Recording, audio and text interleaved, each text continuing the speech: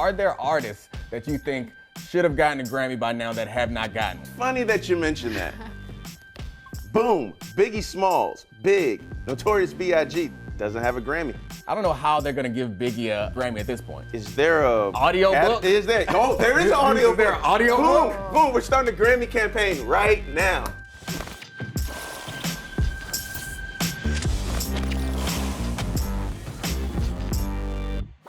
Welcome to Logged In. I'm Domonique Foxworth. Another week of social media has flown by, and I can't keep up, but I don't have to, because I got a young person here to push my wheelchair through these social streets. What up, Sheila? Hey. We are also joined this week by a very special guest, my homie, author of this fine book right here, It Was All a Dream, my man, Justin Tinsley. Tell the people why they should buy this great book. I could give you a lot of reasons, but the best one, I wrote it. I haven't read it yet. It's not out yet. I don't know how I got my hands on this copy. I stole it from him, but I know it's great too. You guys should check it out. I'm reading it all tonight. All right, Sheila, what are our top hits this week? We gotta get into Russell Oh, and Ciara. Is he square? I don't think so. I actually am on top of this one. So Channing Crowder on the Pivot podcast said that Ciara was with Russ because of his money, because he was saying that you don't go from Future to Russ, who he described as a square, because I guess there's nothing attractive about a square except for his money. So yeah, there's a lot wrong with the take. I'll come to you first, Sheila, obviously. I feel like I don't got a problem with squares. What do we define square? Yeah, I think he's a nice guy, and I've started to value that more. I do think it is a rough pivot from Future to Russell. I get the feeling that we don't know Russell, is my feeling.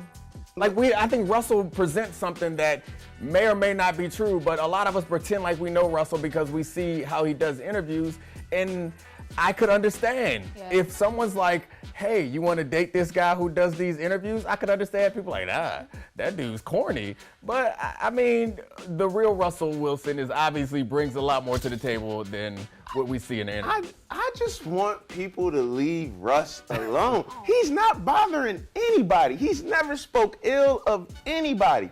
Not that I know of, at least. Like, this man is out here, he has a beautiful wife, a beautiful family. He's on a new team now that has a lot of, expectations going into next year. Leave the man alone. He's not bothering anybody. Stay out of other people's relationships.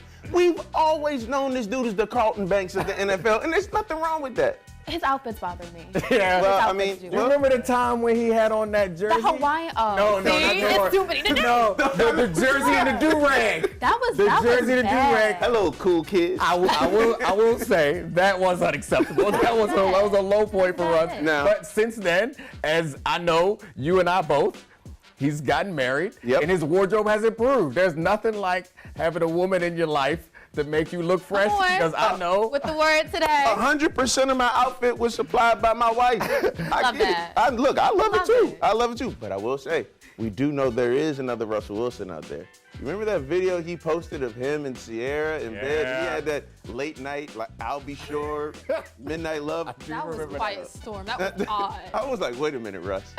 Wait a minute. That is like a polar opposite flip. Yeah, I don't know. I feel like we can leave it there. I think whatever Russell's doing is working for her. It don't have to work for Channing or nobody else. They got to work for the Broncos, though. So we'll see how they turn out. Right about that. What's next, Sheila? Greenville Fest in North Carolina. J. Cole put on a show, J. Cole and Company. Yes. I have seen this clip that you shared of Grandma Getting It. I want to watch that clip. Let's watch the Grandma Getting It clip.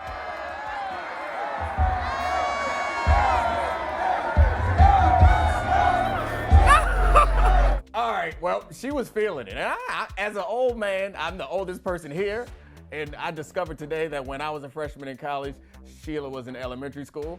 Made me feel really, really Down sad. the street from each other at that. Look how lines. She was talking about a tornado that hit College Park back in the day, and I was like, yeah, I was on campus. She's like, yeah, I was in elementary school. Elementary, middle. It was like one of those bridge shapes of Anyway, as an old ass man, Okay. I appreciate that you can comb in your gray hair, looking like a librarian, and you can feel it at any event, because I hope to be that age. I want to be at festivals still feeling it. That's energy. She was at Woodstock back in '69. She was front and center, like she was there. She was like, this ain't Woodstock, but it'll do.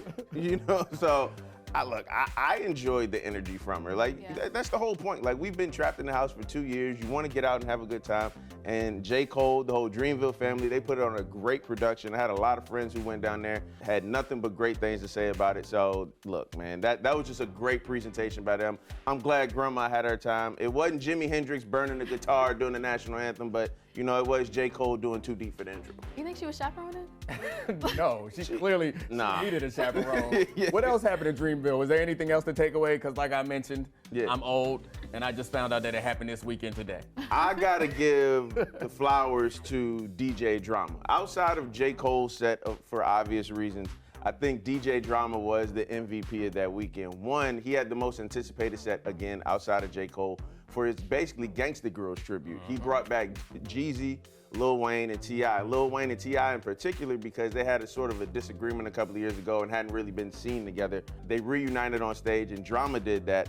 And then while he was doing all of this, he won a Grammy for Best Rap Album for Tyler, the Creator's Call Me If You Get Lost. DJ Drama is one of the most important people in rap history. His Gangsta Girls platform basically defined the 2000s. You know about that, Dom. You were in college. Don't do that. I do too. Clearly, you're showing your I read about it. You're trying to be mean now. Showing your hip hop acumen by the book. I will say one thing. I really appreciate all those names you mentioned, because I knew them. Yeah, there you go. There you go. And that's not, I mean, I can't say the same about the Grammys, which I think we're going to get to a Grammy topic next. What you got for us, Sheila? My girl, Jasmine Sullivan. Yeah, I did know that name. Can we just get into the girl, Miss Hotels? Yes. She's more than Hotels, though. Like, I'm happy that they finally acknowledged that, because it was a masterpiece. But she has been consistent. She's been putting in work, and she's been bomb for years. I found it interesting because it never crossed my mind. The point she was making is that it was like a safe place for Black women to like explore their sexuality, and it's something I hadn't given much thought to, but I do remember like being in college, being in high school, and there was something about Black women where it was like whatever interest they had, they weren't allowed in the same way that Black men were, or the same way that white men and white women were. They weren't allowed to explore their sexuality in a way without being considered less than. And it's something that, I don't know, we talk about often, I think, how Black women in this society have a lot to overcome. But man, even in the bedroom, it's an uphill battle for them. So yeah, I mean, Hotels. Yeah, I love it. She deserves, as you just said, Sheila, like her entire career has been amazing.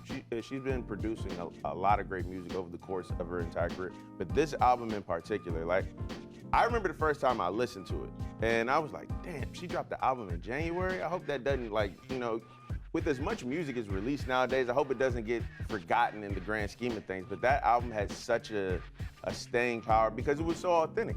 I remember listening to it, I'm like, damn, this is kind of like being a fly on the wall for like what I believe women's group chats look like. You know, they can be funny, they can be introspective, they can be vulnerable at times. And that album, like, it is, like you just said, it is a masterpiece. She deserves all the love and praise for that album and her entire career. So I was so happy to see her get that credit because she is beyond deserving of that. You're surprised? Because I feel like the Grammys get it wrong so often, especially when it comes to Black music.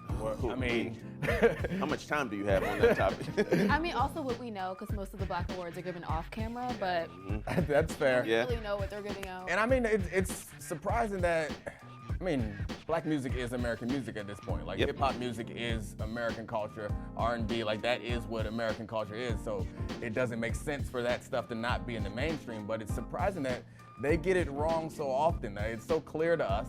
And I don't mean to downplay anybody because I'm certainly not in the music game right now. Like I don't listen to anything. Gangsta Grills, though, I can give you a complete breakdown on all volumes of the dedication. Oh, gosh. But the current music, I'm shocked because I see people win awards, and I'm like, I don't know that person, but that's fine. I'm almost 40. And then I look on Twitter, and there's lots of young, cool people that's like, Jean Baptiste? Like, that was a curveball that surprised me, and I think a lot of other people. But good for him.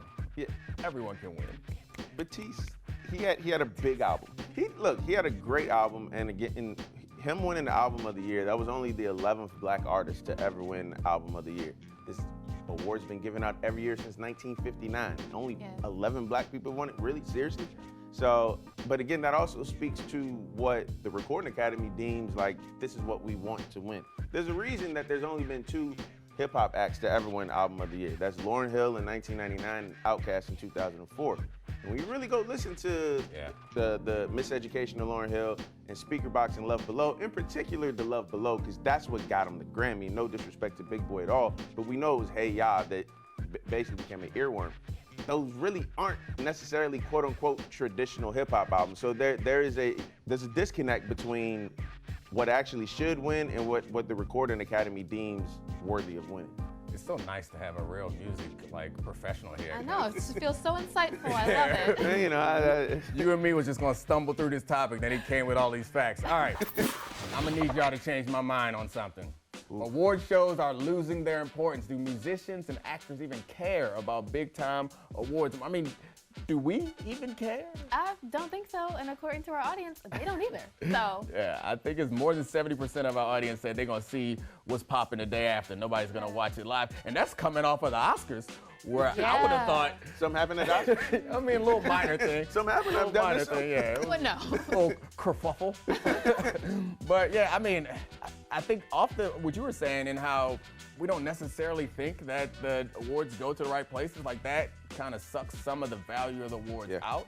And also it's like, I don't know, if they don't show up, they don't perform, we don't care.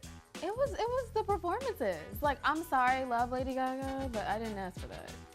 I didn't ask for that. Like, I could have done without my guy Bieber. Like, y'all just mentioned it. Like, hip hop and R&B, they aren't just hip hop and R&B anymore. That's pop music. Pop music is popular music. There was a poll that was released in 2021 that said 32% of all musical streams came from hip hop and R&B. Everything else just split it up in the rest. Like, why don't you have more of those performances there? And like, it's hard to get people to care about something when you don't have their interest involved in it. You just mentioned the Source Awards. You know, come on. Granted, now the Source Awards also had their own kerfuffle back in the day. You know, Suge Knight. That's another topic altogether. But like, you're not really giving people a reason to tune in when you're not, catering to their interest. So it's hard, man. Especially when you can just announce all the awards on social media and we can go on about our day. Oh, it could have been a Zoom. Everything else. Yeah, it could have been a Zoom. Just leave your phone on mute. All right, so I guess, this goes into the topic we were talking about. Are there artists that you think should have gotten a Grammy by now that have not gotten one? Woo. Absolutely. All right, Sheila, kick us off. Nicki Minaj, Nicki Lewinsky, Nicki the Harajuku Barbie. Like, my girl has 10 nominations and no wins. But at this point, does she need it? Yeah, I feel like part of this conversation is us saying that we don't care about the awards, but you better damn well give them to the people that we like. As you should. Who you got, Tins? It's funny that you mentioned that. Boom, Biggie Smalls, Big, Notorious B.I.G., the man born Christopher Wallace, doesn't have a Grammy. I don't know how they're gonna give Biggie a Grammy at this point. Is there a post? Is there a audio book? Is there? Oh, there is an audio book. Is there an audio book? Boom! We're starting a Grammy campaign right now. Get this man a Grammy. Rights or wrongs that you did to Big. Come on, giving the closest thing to Biggie, Justin Tinsley, a Grammy. Damn it! If you don't know, now you know. It was all a dream. I almost finished your lyric and I saw myself. Yeah. I was like, Brother, that's what you were gonna say. All right, guys.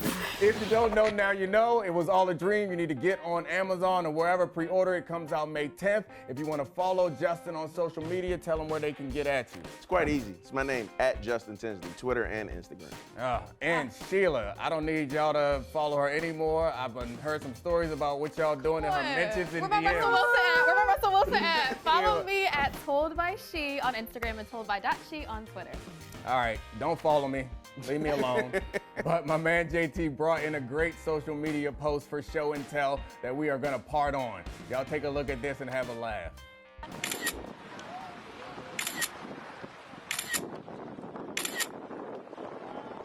It was at this moment that he knew. He f***ed up.